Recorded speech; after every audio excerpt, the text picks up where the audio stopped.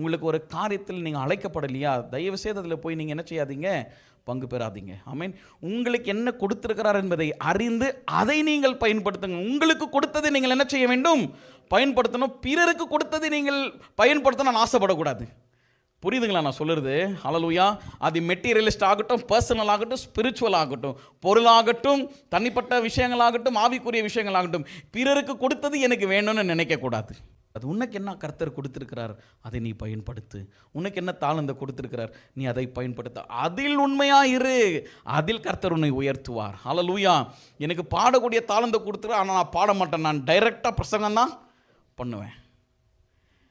என்ன சபை ஊழியத்திற்கு ஆண்டவர் அழைத்திருக்கிறார் பிரதர், ஆனால் நான் வந்துட்டு சேரெல்லாம் எடுத்து போடுறது, சபைக்காக இதெல்லாம் செய்ய மாட்டேன் பிரதர். டைரெக்டாக எங்கெங்க அசிஸ்டன்ட் பாஸ்டர், அசிஸ்டன்ட் டைரெக்டாக பாஸ்டர், அப்படி தான் ஆசைப்படுறாங்க நிறைய பேர், இல்லைங்களா? சொல்லுங்கள். உனக்கு உரியது உனக்கு இல்லைன்னா அதை பயன்படுத்தாது. கொடுக்காததை என்ன செய்யக்கூடாது, பயன்படுத்தக்கூடாது. ஹல்லேலூயா.